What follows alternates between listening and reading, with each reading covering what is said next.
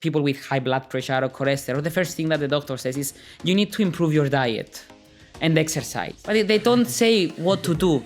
Excessive protein can affect your kidneys, it can affect your gut health, your microbiome. 70% of our serotonin, which is the hormone of happiness, it's produced in our gut and not in our brain. I didn't know that. Yes. 70% of serotonin is produced in the gut. Yeah. When you hear like, I don't know, Coca-Cola Zero, you say, it's zero, so it's not going to make me fat, or it's going to make me leaner. But in the end, it seems that it's doing the exact opposite thing because it affects the microbiome. Calories are not all the same. There's a big difference in how the calories are processed depending on the fiber, micronutrients like vitamins, minerals, phytonutrients.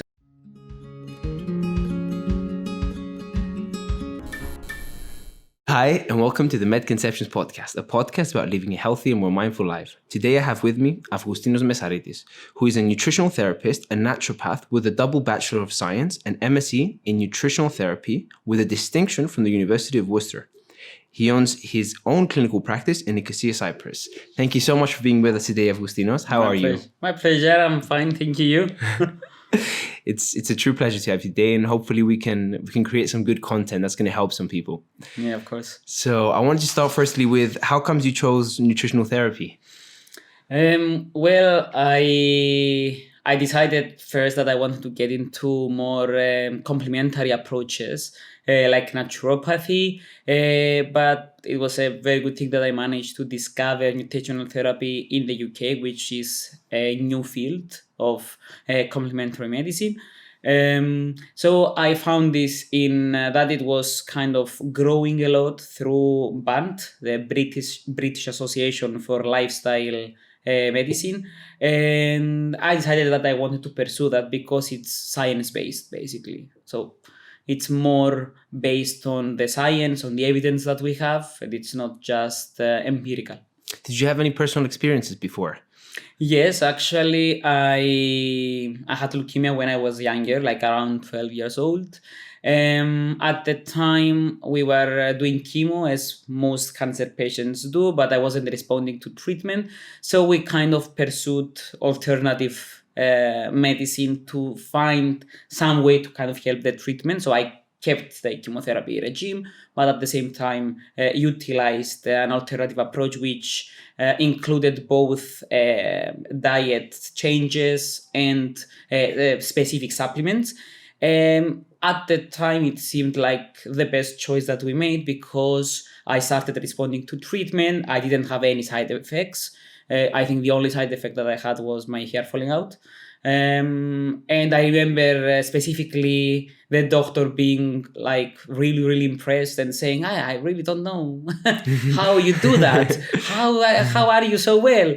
So I believe that, it created that motivation in myself that I wanted kind of to give that help further on to other people, and also even support therapeutic regime from a conventional medical doctor, but at the same time we could see the effect of diet into a standardized medical protocol. I think what you mentioned is very important. The fact that it was in conjunction with the current medical treatment. So you didn't stop the chemo, but you did in conjunction, and that actually helped it even improve the outcomes. Am I right in saying that? Yeah, exactly. We know even in recent publications, we can see that they are starting to accompany either specific foods or specific supplements with a conventional therapeutic protocol like chemo, as we are on that subject. So we can see that it kind of acts synergistically, and we can see that the outcomes are much more favorable for the patient, and for their prognosis. I think you're 100% right in saying that. And one of the key things that we have that is underdeveloped in the medical curriculum, which this is what I'm currently doing now, is nutrition. We are not taught enough about nutrition in the medical curriculum, and I think we can learn a lot from nutritional therapists. I agree with this, and I think that because my first Bachelor of Science degree was biology, I found out that as Western scientists, let's say, we are urged to find one compound for one protein or one enzyme to target. So we are used to like one medicine doing one job, and we kind of forget the whole concept of synergism in either medicine or nutrition or anything. Then that's why nutrition research is a kind of a weird field for scientists, because I mean, you can take turmeric, you can take curcumin, where we talk only about curcumin, but in the end, we see that it's not only curcumin, it's the whole of turmeric. So, and that kind of baffles scientists. So I think that's why maybe in medicine and in other science-based studies, we kind of get a little bit intimidated by things that don't work just one for one, but it's kind of lots of things for one. I think you're totally right. And I think there is being a change now going towards the more holistic approach, because yes, it's diet, but diet is one part of it. And then you also have the lifestyle and what kind of lifestyle the person lives. And then you also have his sleep pattern. You also have his mental health. So the person is an entity which has so many parts that if you align all of them, they work synergistically in the condition, in a chronic condition, in the setting of cancer, etc. So this is exciting. Today I wanted to talk about, well, nutrition. And I wanted to start with, there's a lot of people who are struggling with to lose weight, and they go down the path of nutrition, doing certain diets, etc. Is there an optimized diet for fat loss? And are there some diets which we should be careful? There are. I wouldn't say that there is a diet that is like the optimal diet, because most of the times we see people who are struggling with weight loss having underlying conditions like menopause, let's say, like thyroid issues. Even subclinical hypothyroidism is one of the things that kind of affects the whole weight loss aspect. But in my opinion, one of the kind of safest as of nutritional adequacy diets is the low glycemic load diet, or like a whole plant-based diet. I would advise people to just kind of not giving the urge of cutting on food or calorie counting. It's been shown in studies that low-carb diets or calorie counting doesn't really help, because calories are not all the same. There's a big difference in how the calories are processed, depending on the macronutrients and on the fiber, micronutrients like vitamins, minerals, phytonutrients. So everything kind of plays a role on how glucose and fat is processed in our body. So just counting the calories is kind of not cutting it in the end. You can see that you can have fries on one hand and flaxseed on the other. You can have the same amount of calories in both hands, but you'll get fat from fries and not from flaxseed, even if you eat the same amount of calories, because the calories from flaxseed will be processed differently. It doesn't have any glucose in, which means no fat will be generated from excess glucose intake. And at the same time, it contains multiple phytonutrients, omega-3s, which makes it kind of a totally different food than fries. Are there any specific, so what I get from this is that not all calories are the same. So not all calories are the same. What specific calories should people who are trying to lose fat be aiming to get?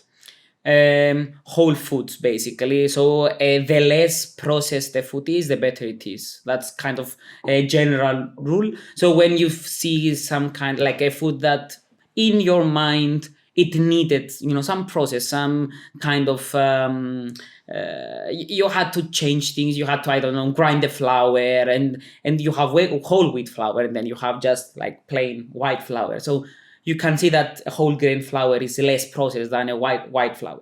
So the less processed the food, the better nutritionally wise, and then also glycemic wise, like fat wise, let's say. Okay. And are there any specific foods people should avoid?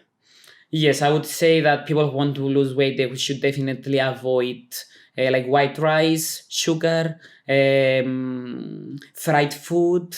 Basically, some people have this like white rule stuff. So white flour, white Mm-hmm. rice, and sugar are like main culprits, which because they are rich in simple carbohydrates, which means that they are metabolized easily in glucose, and then when you have excess glucose, it goes to become fat. These are like kind of the rules. Then you have more specific things like which we know that we should eat them kind of less in a smaller quantity because they contain plenty of glucose which is metabolized like dates or bananas. But I think like the main we shouldn't be concerned with bananas or dates when we want to lose weight. We should be concerned with flour, especially white flour, like the processed one, white rice, and sugar. When you say avoid, what do you mean? Like a big X on it, like I'm never going to eat it, or smaller quantities of it? Because I think it plays a difference in the... For a person that wants to lose weight, they should cut it off because it's a food that it's kind of, it offers so much glucose in that it kind of hinders the whole process of fat burning and losing weight. Mm-hmm. But for a person that is healthy or just has like a little bit of extra weight, then you can just opt for a whole grain rice, whole grain bread. You can opt for maybe a sweet that has less sugar, and also if it's non-processed sugar, it will be healthier. But in terms of glucose, it's kind of whole grains are better. They're more they have less glucose is absorbed, less glucose is digested in comparison with the white ones. Sounds good. And I've also heard about intermittent fasting, and I have actually tried it for. I don't eat in the morning, and then I eat in midday and in the evening. One of the things that has helped me a lot is with the clarity of mind, but I think we'll get to that in a bit. Yeah. What about intermittent fasting for losing weight? I've heard good stories about it. Yeah, there is research like suggesting that it can help. Like there is one paper from Malinovsky, it was around 2019, which kind of reviews the whole research on intermittent fasting and weight loss, and it has shown very good effects. It also helps with cognition, athletes' performances, and actually it's kind of a recipe for longevity because of the calorie restriction aspect. I like intermittent fasting. I find it really interesting in the sense of it doesn't deprive you of nutritionally healthy foods. It kind of walks in the path of circadian rhythms and the hormones that are excreted during that period. So we have like hormones that are excreted during the night, like melatonin, and then we have cortisol, which is excreted in the morning. So we kind of move along those lines, and it has shown that it's kind of nature's way, let's say, of how it's meant to be. So that some people are really strict in there are different kinds of intermittent fasting. The most common and let's say the best one is 16-8, which means for 16 hours you fast and for 8 hours you eat. And those 8 hours are meant, ideally, of course, to be between 10 o'clock in the morning and 6 o'clock in the evening. So it's kind of the times where the sun comes up enough to have plenty of light, and then around 6 when the sun sets. This, of course, changes also with the seasons and also sometimes with the schedules of people, because if someone is working till 6 o'clock, it's going to be a bit trickier. But I think even if you kind of manipulate your hours around, you can do a good job in terms of fasting, and you can get the benefits. Your intake of food is the same. Like it doesn't change. Your calorie intake of food. It changes because you cut off meals, basically. You cut off meals, but you cut them in the right time, let's say. So because you skip breakfast and then you kind of skip some snack times, there is some calorie restriction there. So the calorie intake in your day is different than if you didn't do intermittent fasting. So would you suggest this for people who are trying to put on muscle weight? Yeah. But I would suggest it also to take in mind the part of what you eat on those 8 hours. Because if you want to put muscle weight, you need to get your macronutrients and your phytonutrients in a right dosage, let's say, to not end up in eating like only a specific food and then kind of messing up your whole nutritional profile. Okay. I want to go back to I want to dig a bit deeper in the intermittent fasting. You said about the hormones and you talked about how it sticks to the circadian rhythm. How does it work?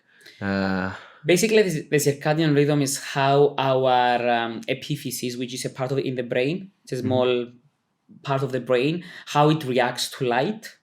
And it's related to our sleep pattern. So when we stay awake until, 12, 1 o'clock in the night, we kind of disturb that circadian rhythm.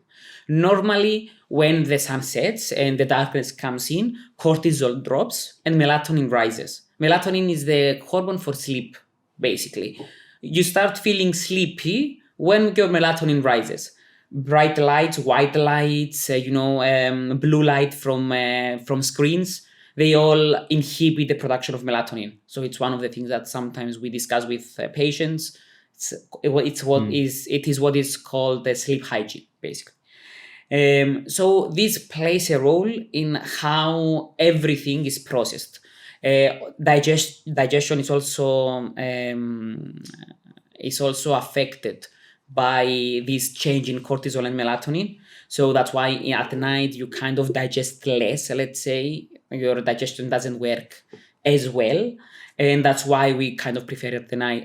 That's why intermittent fasting finishes at 6, when you are kind of in a better digestion function, let's say, in comparison with 10 o'clock. I think many people can relate when you have like late night eating for whatever reason, that it takes longer for you to feel empty again in your stomach, which doesn't apply if you eat at lunch, like the same amount of food. It kind of goes like this. Okay, and then what about keto? So keto. Ketogenic diet is a diet that's been around for a while with different names. Basically, before it was Atkins diet. And the funny thing about Atkins diet was that Dr. Atkins, the creator of it, said that it's a nutritionally inadequate diet and you needed to pop in some multivitamins alongside the diet. So basically, ketogenic diet has different variations, but the main thing about ketogenic is that you eat around 70% of fat, 20 to 25% of protein, and 5% carbs.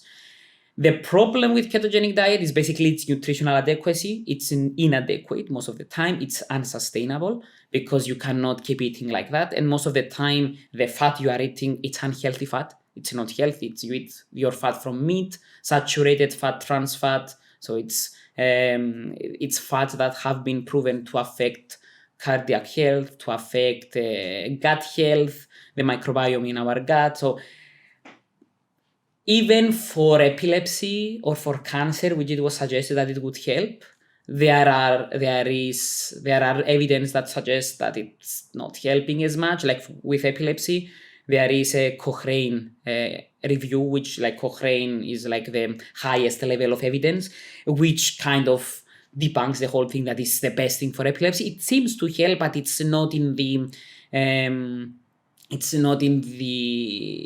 size that we kind of make it into. For cancer, it has shown opposite effects, actually. It has shown, at least for breast cancer, that the ketones act like more carcinogenically than protectively, because ketones are produced in the mitochondria. They are utilized in the mitochondria in the part of the oxidation, and that creates more reactive oxygen species when you just take ketones in. So it kind of defeats the whole purpose of an anti-cancer treatment. So there was a paper from, I think it was Bonuccelli, which kind of showed what ketones were doing, and there were some other papers afterwards which kind of debunk the whole thing. So for me, keto is like, either for weight loss, it's not good because it's unsustainable, so you'll put it afterwards, you'll put your weight back afterwards because you won't be able to keep up. with ketogenic.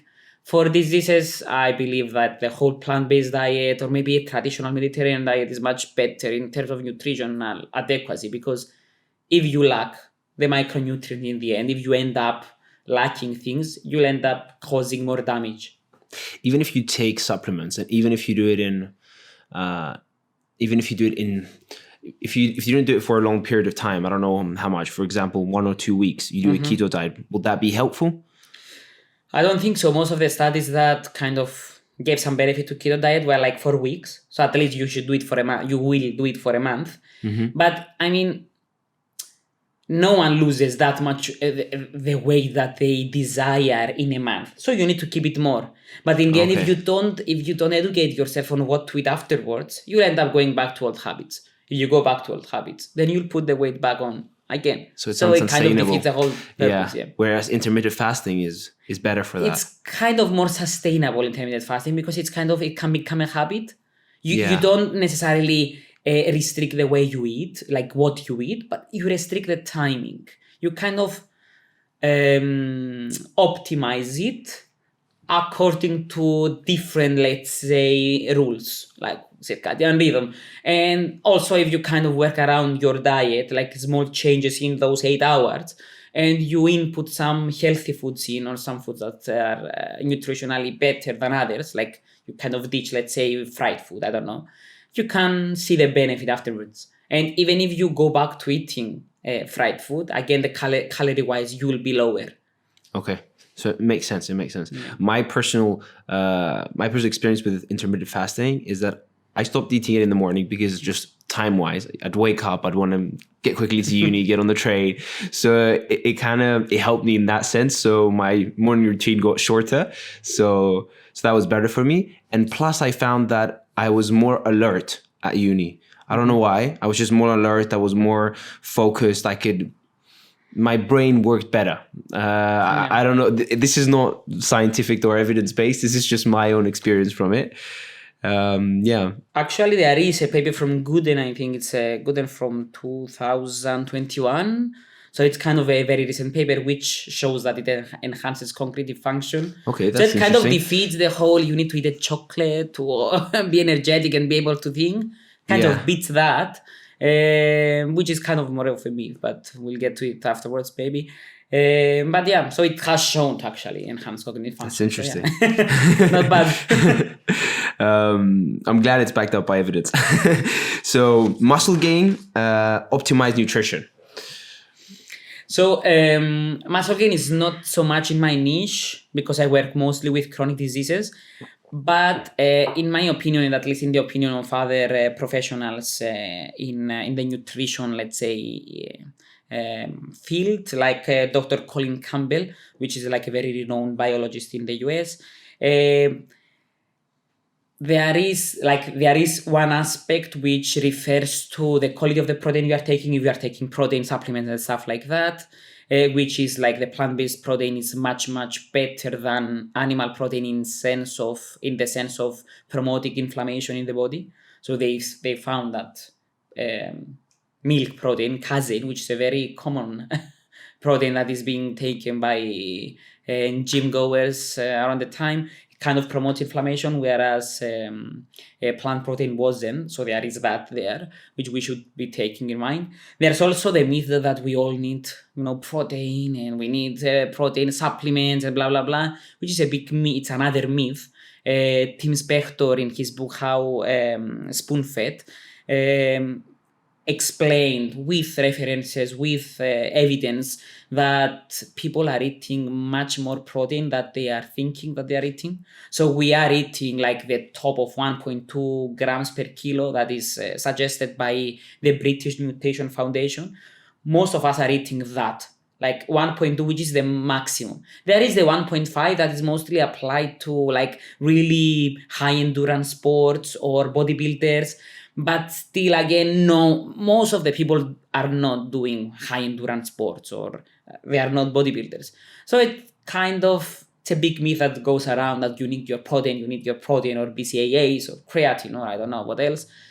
But in my opinion, diet can offer you all the protein you need without the negative effects. The negative effects being that excessive protein can affect your kidneys, it can affect your gut health, your microbiome. Most of the time, the protein supplements that we are taking contain other excipients, other ingredients that are not really healthy, like artificial sweeteners, like maltodextrin, which affect our microbiome in a very negative way. So I would be saying that better stay off them and focus on diet. There are plenty of things that you can eat, either animal-based or plant-based, and you can take the whole amino acid profile from either of them. That's why we have vegan athletes and vegan bodybuilders. Yeah. What about, I want to ask some food. So let's say a bowl of lentils. How much protein would that have in comparison to a steak? I'm not sure at the moment how much it has, but if I remember correctly, Dr. Michael Greger, who has written some books, and he has the webpage nutritionfacts.org, which is it's a kind of a database full of evidence about different topics. He has shown that you can eat like a serving of beans and get the same protein that you can take from a steak. So you can take the same. Maybe it's not digested at the same way or at the same pace.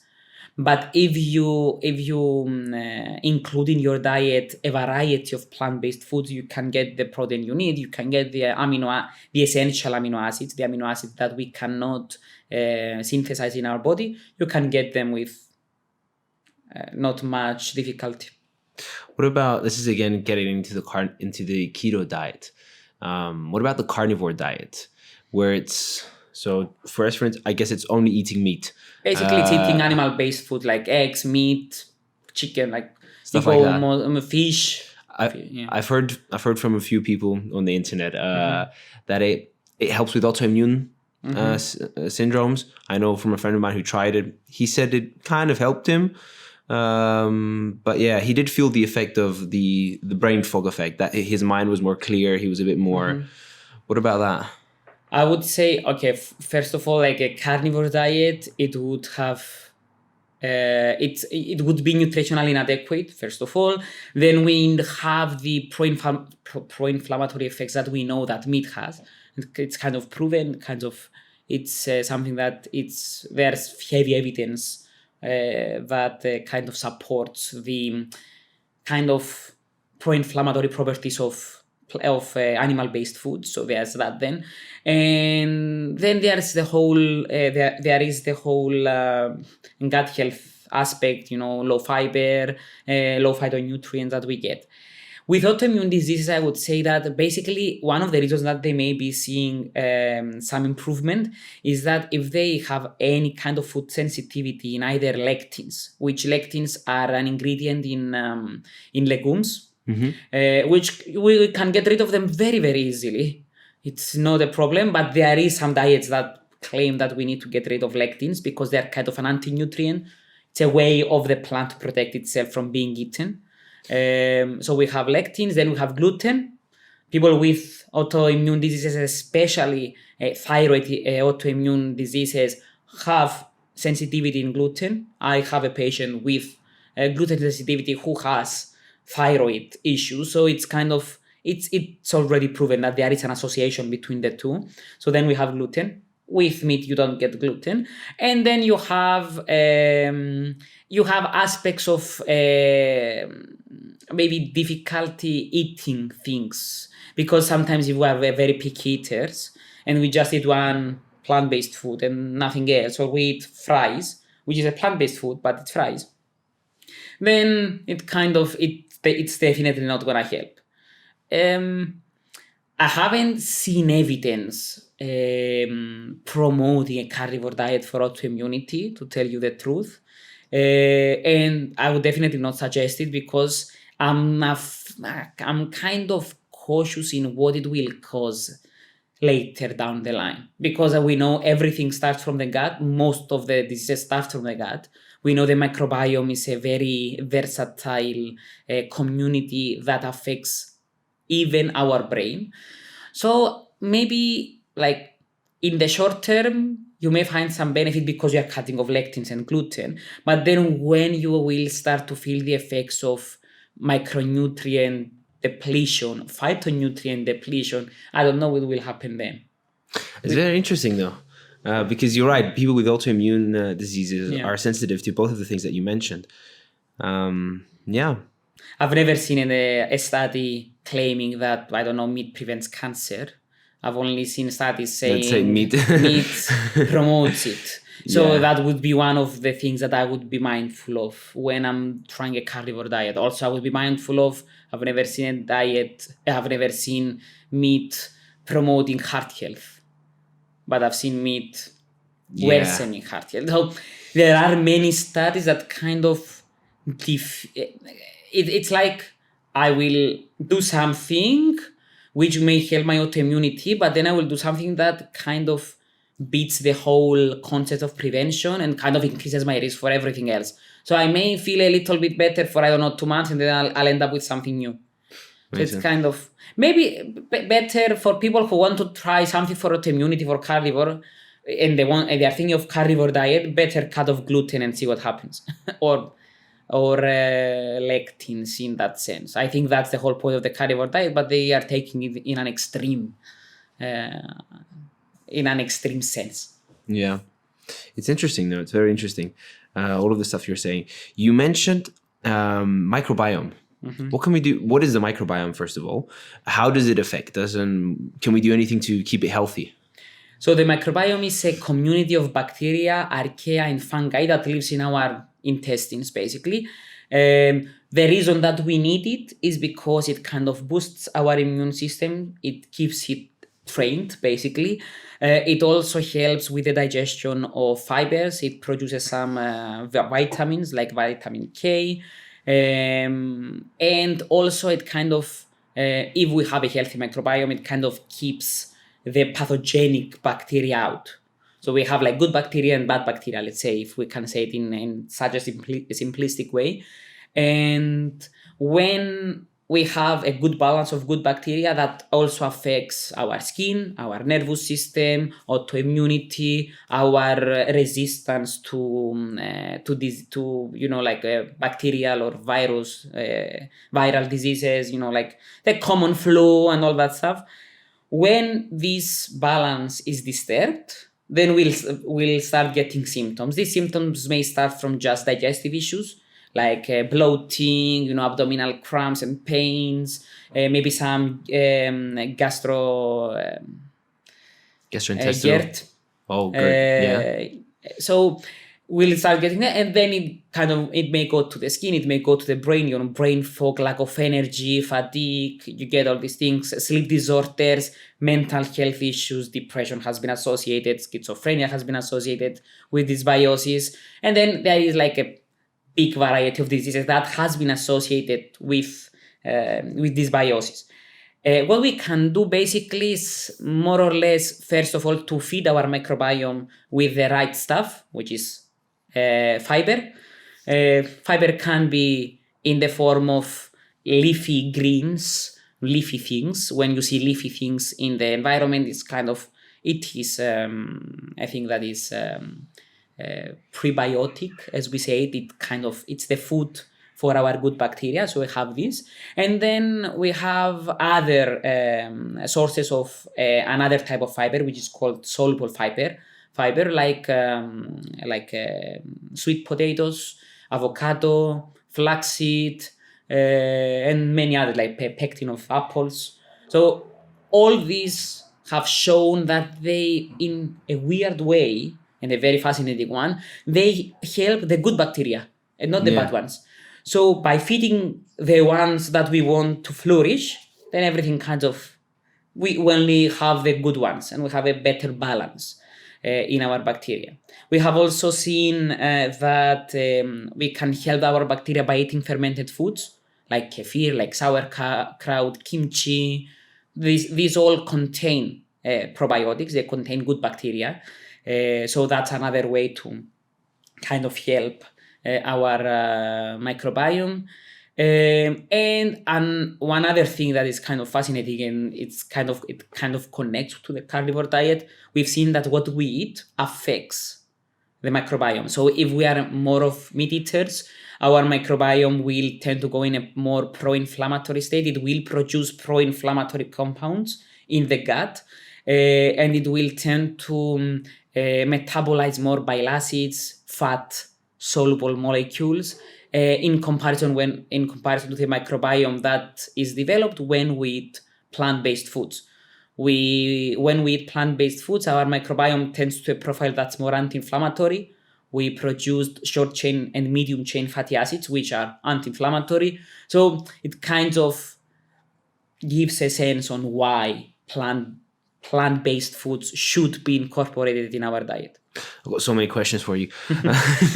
So number one is, like, this is a mention. There's this book called Gut, or in Greek, Υπέροχη γοητεία του εντέρου, which is by Julia Enders. We'll put it in the description, as we'll put all the references that Avgoustinos has mentioned, which basically talks all about what you said, how the microbiome, how the gut, how it links with the brain, and the amount of connections it has with the brain, and the effect that it has, and how it's been linked to depression, how it's been linked to suicidal tendencies, which is something that I was like, okay, so the food you eat affects directly how you feel, and yes, can even cause all this stuff, which answers one of the questions that I was about to ask you. Why is it important to take care of our nutrition? Because your nutrition determines your mental health and your physical health. Am I right in saying exactly. that? It affects both of these aspects. And one of the things that it's a very, very simple example is that, people, when they feel sad or they feel upset, they want to eat sugar. Why is that? Because sugar affects a specific part of the brain that kind of excretes dopamine. So we can see even food affecting directly our brain, and then we can see food affecting indirectly our brain through the microbiome, because 70% of our serotonin, which is the hormone of happiness, so many people would know that, and it's kind of everywhere, it's produced in our gut and not in our brain. I didn't know that. Yes. 70% of serotonin is produced in the gut. Yeah. So that's why some functional doctors call the gut our second brain. Yeah. Julia says this in the book. Yeah. I remember reading it. The other thing I wanted to ask you was prebiotics and probiotic supplements. So do they help the microbiome? Have they been proven to help the It's supplements, basically. There is plenty of research on both, on probiotics, prebiotics, and the symbiotics, and both of them. And what's the difference between them? Yeah. Basically, probiotics are bacterial strains that we've seen that are present in our microbiome, and that they are like good guys, let's say. We've seen what they can produce, the compounds they produce and everything. So we lab grow them, and we put them in capsules. So some of them are like Lactobacillus acidophilus, plantarum. There are there's a whole variety of them and different strains. So not all acidophilus are the same. Not all Lactobacillus rhamnosus are the same. There are different strains which are being researched, like one strain for one disease. So go back again to one and one. So we cannot forget again about the whole synergies, and we are trying just to find that one strain that can do the one good that we are trying to find. So that's probiotics, basically. And then we have prebiotics, which are basically fiber, either soluble or insoluble. Prebiotic is the food for those good bacteria. You can take it in many forms, in powder or in capsules. Most of the time they put them together. So kind of they put the food for the good bacteria and the good bacteria, because when you take a probiotic, basically what you want is for the bacteria to adhere to the gut wall and kind of grow. So we may drink, I don't know, something we see 30 billion colonies per unit, but it doesn't mean that they all manage to stay there, because there are all the bacteria in our gut are trying to survive. They try to displace the other ones that are competing with them. So it's a community, basically. There is plenty of research on multiple things, on either digestion things like Crohn's disease, IBS, ulcerative colitis, maldigestion, like you name it, it is out there. And I've seen many papers coming on for prebiotics and symbiotics. Sometimes they work, sometimes they don't. For me, probiotics is a good tool, but it shouldn't be taken like for a long time because you can disturb your microbiome balance. Prebiotics, you should take them by food. You should eat your legumes, you should eat your lentils, you should eat your flaxseed. There are so many foods that are so rich in prebiotics that is kind of, you can eat a whole food. There's no reason for you to take a supplement. Sometimes you should take a supplement when you have like a very serious condition. I gave supplements, prebiotic supplements to patients when there was a very serious condition and when these people weren't able to kind of adhere to their like food goals. But it's not necessary. It's not like the necessary thing to just take a prebiotic supplement. Okay, I like this. I'm learning a lot. I want to drill down a bit on the supplements. I heard from someone, from a doctor, that when you take supplements, for example, we're gonna dive to this a bit later, but I just remembered it. When you take vitamin D or you take C, curcumin, and all this different stuff, you should take breaks. You should take, for example, you'll do it for 1 or 2 weeks and then take a break from taking the supplements. I don't know if because it's what you mentioned now with the probiotics. If you take it it will affect the microbiome.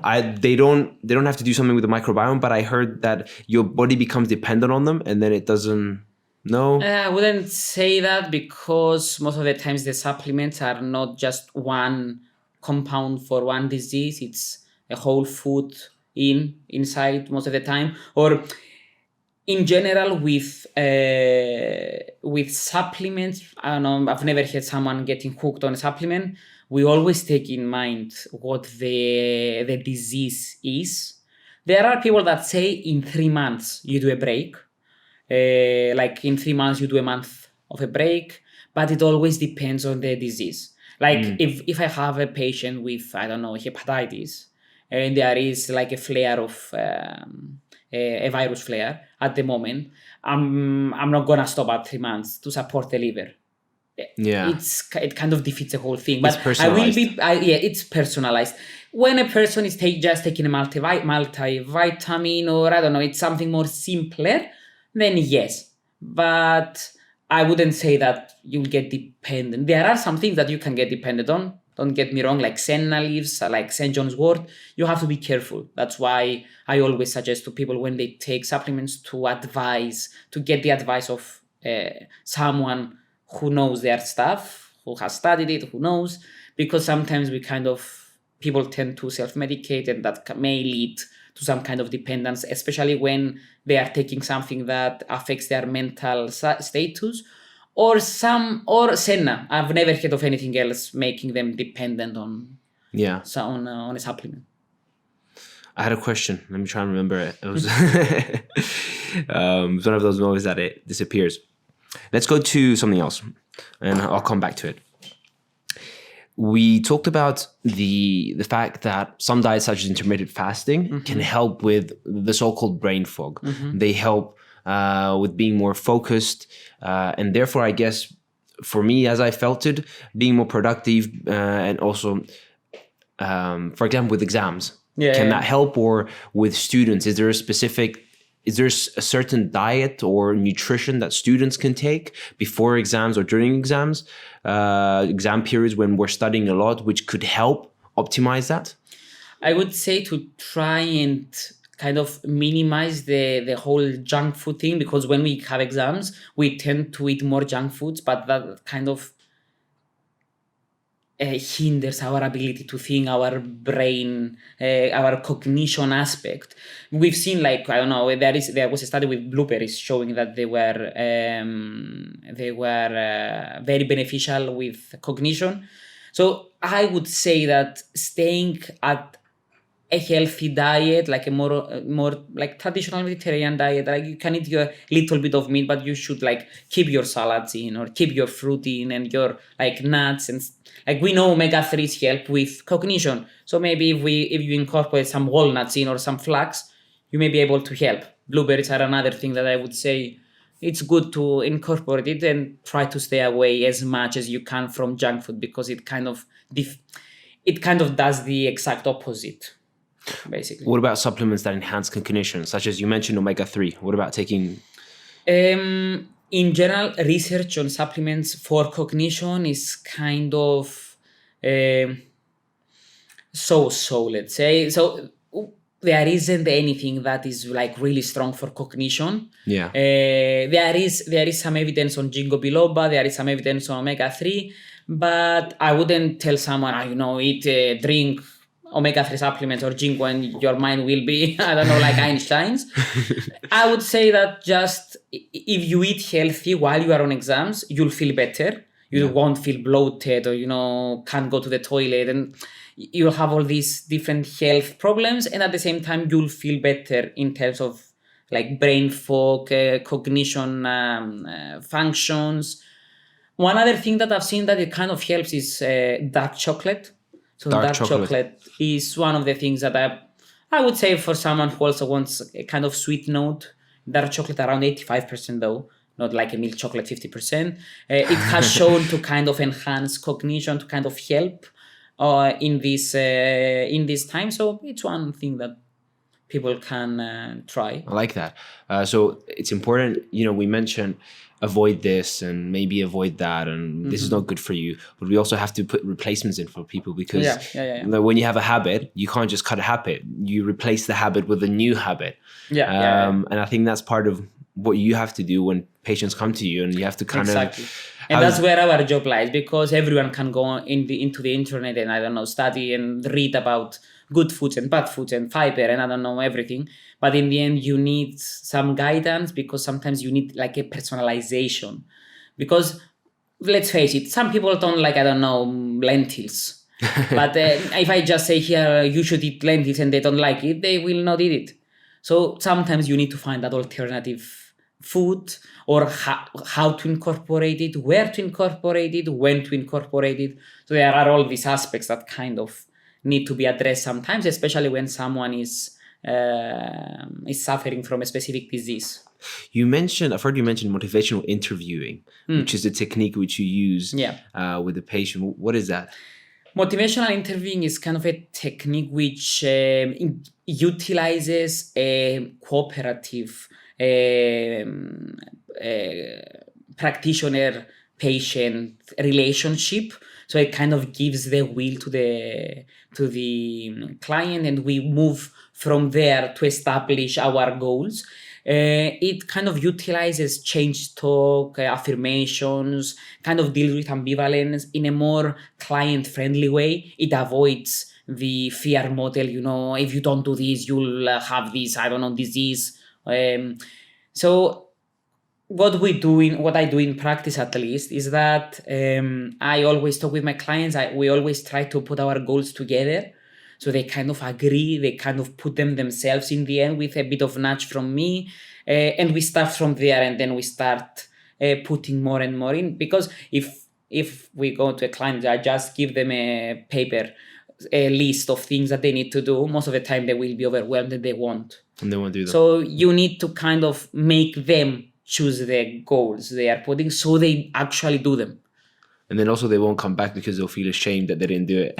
And also they may feel, I didn't do anything, so what's the point of me going back? Yeah. And I think in our time now, with people being so stressed, and we are all living in a very stressful pace in society, practitioners need to be very mindful of who they have in front of them, because sometimes when you have a very stressed person and you give them even three goals, not more, 3, they will be like, oh my God, there are too many. I can't. We cannot take them. Yeah. Which is very important to take in mind. Sometimes you may start with just one. It's enough. You start with one and then you put another one, then another one, and then the person will end up, maybe in 6 months or 1 year time, So we're back online. Had a small break. Moving on the things that you mentioned with setting goals and letting the patient set the goals. And then when the patients can't afford 3 or 4 goals, you go to 1 goal. So you said the smaller the goal, the more achievable it is. There's a clinical psychologist called Jordan Peterson who talks about this.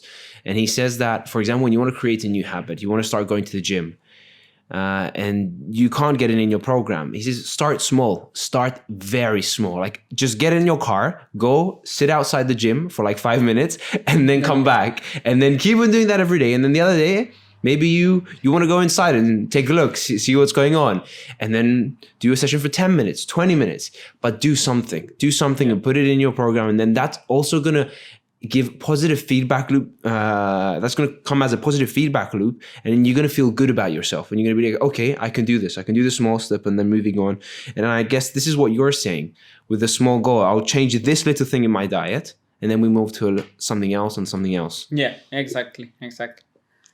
So let's do a rapid fire of addressing a few things that we discussed. One is meat substitutes. What's your opinion on that? I mean, from one hand, meat substitutes are an ultra-processed food. So from one hand, they are not like healthy. I wouldn't say that I would suggest to people to eat meat substitutes or any kind of either meat or meat substitute for me. But with meat substitutes, we have seen in research that they offer some kind of benefit in relation to other processed meat-based foods, that they provide some benefit in obesity, some benefit in weight loss. So they seem to be a little bit better than normal meat. I wouldn't put them as a part of a diet to anyone, but I mean, if someone wants to eat some meat substitute, they can eat it, but I wouldn't suggest to have them as a main staple of your diet, basically. What about another alternative, which is artificial sweeteners? What's your opinion on that? Well, with artificial sweeteners, there is plenty of research down now. It's something that has kind of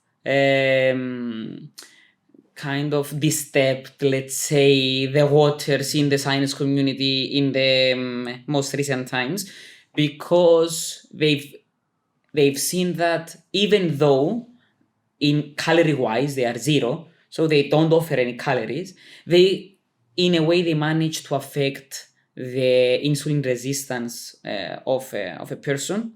So they kind of again affect obesity, affect weight gain negatively, which at the beginning, when you hear like, I don't know, Coca-Cola 0, you say, it's 0, so it's not going to make me fat, or it's going to make me leaner. But in the end, it seems that it's doing the exact opposite thing, because it affects the microbiome, basically. So we've seen that artificial sweeteners like acesulfame K, aspartame, sucralose, saccharin, they all managed to shift the microbiome balance towards a dysbiotic state. And the microbiome also affects insulin resistance and insulin sensitivity. So I can understand from that perspective how they can affect weight gain. So for me, artificial sweeteners are a big no, except for some specific ones, mostly alcoholic-based sweeteners like xylitol, erythritol, sorbitol, maltitol. All those are kind of okay. You can eat them. I suggest them to my patients when we are trying to find an alternative to sugar. And also we have stevia, which there is some research coming out. It's a bit controversial, but I think in comparison to everything else, it's one of the best choices in terms of sweetening things. And also when you're on a diet, because I mean, we have honey, which is very good, but it's also very rich in glucose. So in terms of glucose intake, we have to be a bit mindful of that. So, yeah. You talk about insulin resistance and how that negatively affects weight gain. Could you explain why does it affect weight gain? Basically, insulin resistance means that our cells when they see insulin, basically, they say, there's insulin, so now we can take some glucose in. We need to take glucose that is in the bloodstream in. When we have insulin resistance, basically the cells do not recognize insulin, so more insulin needs to be secreted to make the cells recognize it out there. So the more insulin you secrete, it kind of shows that there is an issue with your glucose handling.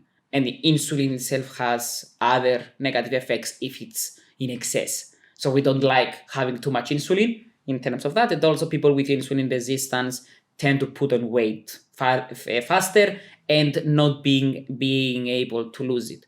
That's one of the reasons, that's one of the underlying diseases that may affect weight loss in people. Okay. And then we also discussed milk. This is a controversial thing that there's new evidence for it, and go for it. So what's wrong with milk?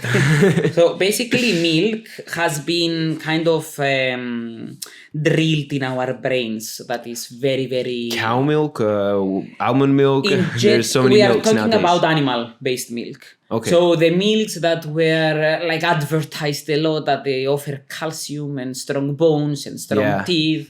So there were even campaigns from governments trying to promote milk in toddlers and in kids in primary schools. The funny thing about it is that there is a whole controversy around it because there are many industries that affect milk industry, especially in the US, that they are affecting the outcomes of studies, or they are trying to explain a result in a vague way so that you can kind of throw you off. But there are studies that have shown that it kind of increases hip fracture rate. It's in a randomized control trial by Matkovich. There is a meta-analysis of cohort studies also showing that it increases hip fracture. So it's something that is consistent with research, and it kind of defeats the whole purpose of strong bones, which is mostly advertised for. So for me, I'm not, I don't think milk is necessary, but I understand that there is the taste aspect and stuff like that. But I always advise my patients to kind of stick in a plant-based milk, or at least reduce the milk products or the milk that they drink and eat. Of course, we have milk products that offer some health benefits, and we cannot say that milk is totally evil. It definitely has some micronutrients and stuff like that, but I feel other things have better nutritional profiles, basically. What about people saying that milk is hyperallergenic, which basically means, people that have different allergies, etc., hay fevers, asthmatics, people, it's not, they should avoid milk? I say there is some basis to that, in the sense, there are two aspects. Animal milk. Yes, saying that, yes. There is first the aspect of, especially the Mediterranean people, we cannot process a specific protein in cow's milk. I think it's called A3. Goat's milk doesn't have that A3 protein, so it has A2, which is processed better. So when you take a protein that is not processed correctly in yourself, it may trigger an immune response, and it may trigger an inflammatory response. So we have low-grade inflammation in the gut. So then we take that, and low-grade inflammation can be a result also from histamine release. Histamine is the molecule that is present when we have an allergic reaction. So we have that, and then we have lactose, with some people being lactose intolerant, which means they cannot process lactose correctly. They lack the enzyme lactase, which breaks down lactose. And also in the Mediterranean area, in the Asians, I think they have some more tendency towards lacking that enzyme, because basically we need that enzyme when we are breastfed to process the milk of our mothers. But because afterwards, when we get older, because we are not meant to be breastfeeding anymore, our body shifts its attention to different foods, to different production of enzymes, so it kind of leaves lactase out of the picture. So that's why we have many people having lactose intolerance. Okay, and I think you brought up a very interesting point: the fact that different people from different countries that have different genetics, and because of the different genetics, they have different enzymes, they have different, and they have different optimal diets. For example, I've heard that the Mediterranean diet that you mentioned, it benefits Mediterranean people more so than it actually benefits people that are not from that are not Mediterranean. I don't know if that's correct, or I think this comes on the personalization. I would. I don't know about it. Okay. I can kind of think why, because also a person from Norway, Yeah. if they try to follow Mediterranean diet, basically they will eat lower quality Mediterranean products. So it kind of we cannot like standardize Mediterranean diet, but in the end it would be really difficult, and you'll also be getting lower quality products if you are in Norway or the north. Yeah, it sounds. So that's one factor that plays a role. Some things I feel that some things are the same for everyone, like plant-based foods. The fact that they are all beneficial, that they are beneficial for people. Of course, there are some exclusions, like in kidney cases and stuff like that. But generally, they are healthier for people than than processed food. So that's kind of a rule. Then you personalize it depending where you are, depending what you have available, what you can get from the market. Everything plays a role. So you kind of shift your attention to the things that are available to you, and there's no need for you to go bankrupt trying to buy things that are not available in your country. What about any specific foods that are the so-called superfoods that are good for you and that we should maybe increase or start?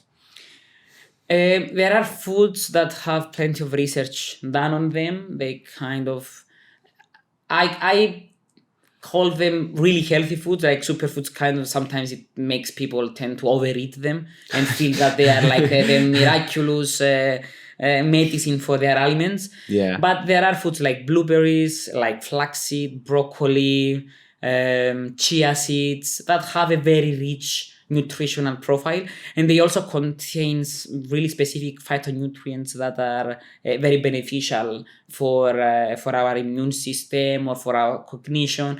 So for me, these foods are very good if someone can put them in their diet, and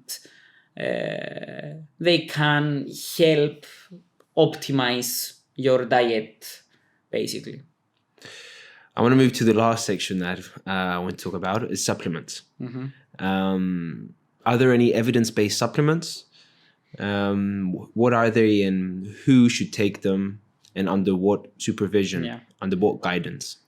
First of all, I would say that anyone who tries to get a supplement, they should be consulting either their doctor or a complementary doctor and functional doctor, someone with knowledge into nutrition. And at least in my opinion, I feel that nutritional experts are more experts in supplements because they train in them, whereas doctors train more in medicine. So sometimes we have this kind of coexistence between the two, and it's important for both professionals to take in mind what others, either in supplement form or medicine, our patient is taking, because we have interactions, and it's something really common actually to have interactions of medicine with supplements without the patient knowing, and sometimes without either the nutrition expert or the doctor knowing, which is a big issue at this time. There is a various level of evidence in multiple herbs and vitamins. I'm gonna talk just about a few of them because there's a ton out there, and we know that some things have less evidence, some have more. Sometimes our clinical experience kind of helps and guides us where to go. But I always take in mind the evidence behind it, what kind of evidence it is, what kind of studies, like there are some like levels of evidence in science. So we have like vitamin D, which is a very common one, which seems to be like low vitamin D seems to be associated with various conditions. So sometimes supplementing with vitamin D can help. Again, I can't stress that enough. I do not think that one vitamin, one mineral can rid you of all your ailments, and that's one of the mistakes that happens in research. We give only vitamin D to reach a specific goal, and then when we don't reach it, we're like, oh, it doesn't work. But what about if it works with something else? That's at least my own opinion. So I have some evidence that I can share with the audience afterwards. I mean, how it works, and I think it's very easy for everyone to find research on vitamin D. Vitamin D helps with the immune system, with immunoregulation. It helps with mental health. It's associated with mental health and also with bone structure and bone health in general. Then we have magnesium. Magnesium is also a mineral that has shown to affect multiple pathways in our bodies. There are many studies again on it, from anxiety, from insulin resistance, from migraines, that show that it works and it's helpful. There is a review from Grober that kind of sums it up all, because there's so much out there. We could never put it all in in a box. in any book. Then we have curcumin, which is it's a pigment, the yellow pigment of turmeric. It has shown to have very strong anti-inflammatory and anti-cancer properties. Again, there is plenty of evidence for curcumin, and I've heard that some doctors are starting to utilize it alongside their own regimes, and that's kind of good news for us. We are happy when people kind of put both the nutrition and the medical aspect together. Also, we talked about the prebiotics and the probiotics. There's chromium, another mineral which has shown to be beneficial for diabetes. Again, there are evidence on it. Maret 2019 also has a good review on chromium supplementation. There are other herbs also. If we go on herbal, like from curcumin, we can go to ginger, we can go to stinging nettle, to artichoke. There is milk thistle. There are various levels of evidence on these aspects, and I think those are kind of really commonly used, but there are so many more. What about, I know taking supplements, and you take a supplement, it's from a certain company. So you've got different companies making them. And there's this saying that not all supplements are created equal, which basically means, yes, you get a supplement, but that doesn't mean that what you're getting is of good quality, is enough, is of the quality that you need, and is absorbable. Yeah. So what's your opinion on that? And what are some good companies that make, in your experience? This is not, we're not advertising, yes. But this is, yeah. So there was a study, Dr. Michael Greger talks about this issue. There was kind of an exploratory study that assessed various supplements from companies in the US, and they sadly showed that many supplement companies would give out pills that did not contain what they said they were. Because supplements are not regulated by a specific organization like the FDA is regulating drugs, the EMA in Europe, it regulates medicine. There isn't something like that for supplements. Most of the time we rely on the reputation of the company. So what happens basically is that all the nutritional therapists, naturopaths and everyone, we kind of learn from experience. We know which are the good companies basically. So we tend to buy from them because we know what they say that their supplement contains, it actually does contain that. the form of the supplement, as you said, plays a difference in absorption, in bioavailability, the form. Like for magnesium, I don't know, there are lots of forms. Yeah. Not all forms are absorbable. Not all forms have the same bioavailability, and even different forms are good for different things. Magnesium citrate works for as a mild laxative, and magnesium taurate works for heart health. So you have different things that you have different forms which work for different things. For us, we have like the good companies, at least that I use and I learned from the UK, were like Viridian, BioCare, Nutri Advanced. There are some herb ones like Vogel and Herb Farm. So there are some. There are some that are not as good. What I would advise people is to not just trust the marketing of a company and ask a nutrition expert, someone who worked with supplements, on what to get. And always trust your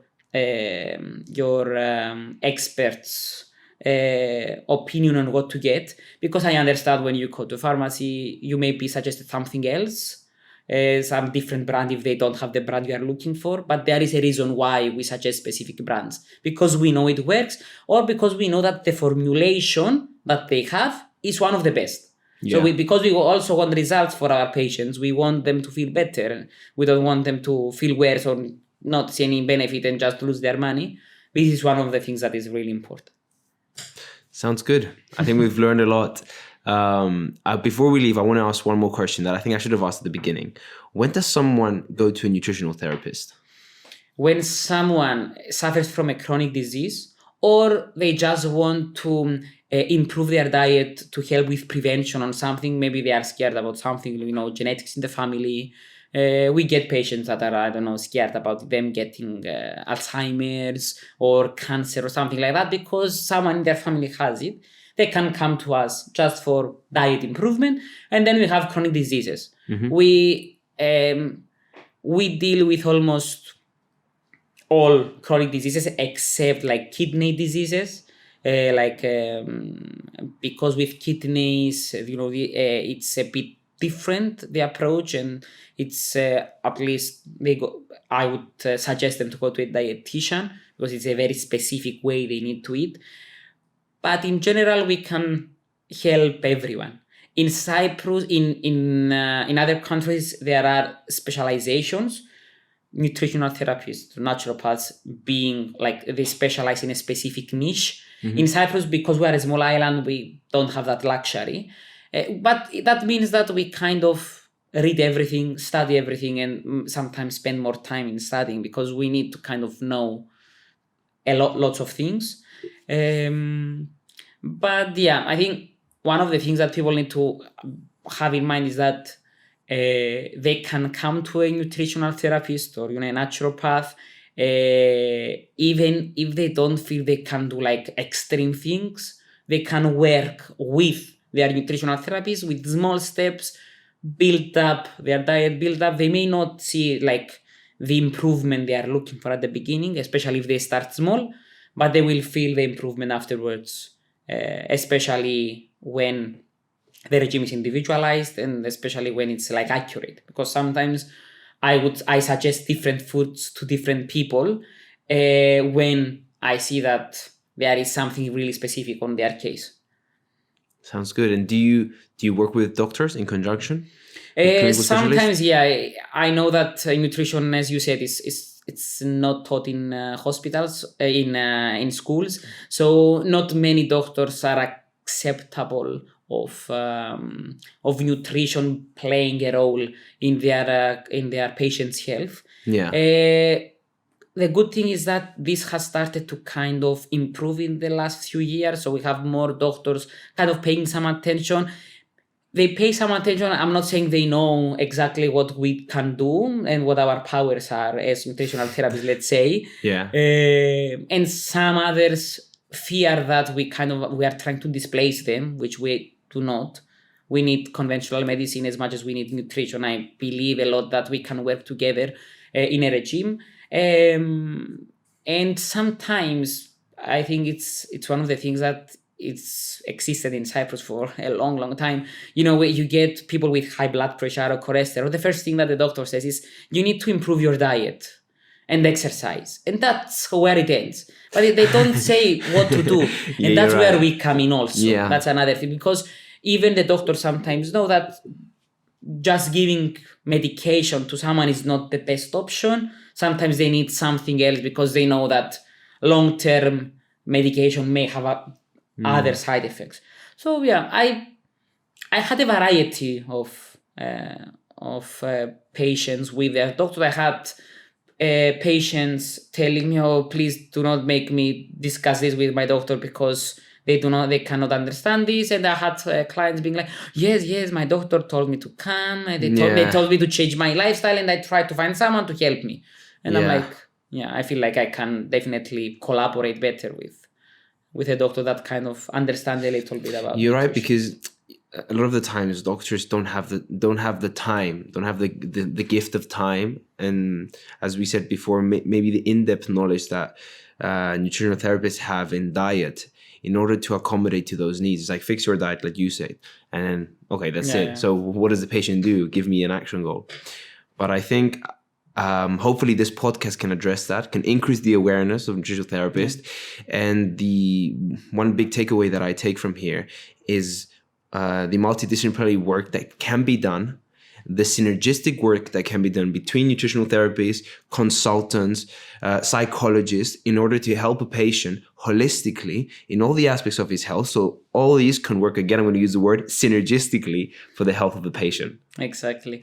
And one other thing that is kind of, it needs to be said sometimes, is that patients need, sometimes, I know that it's not the easiest thing, but sometimes we need to discuss it with our doctor if we want to try something else, if we want to go into nutrition or stuff like that, because sometimes patients are just scared to talk with their doctors, and that shouldn't be the case. And if their doctor don't want to listen, then they can see what they can do. They can discuss it with a nutrition expert. They can see if they can kind of put the two together. But sometimes it's important to have that in mind.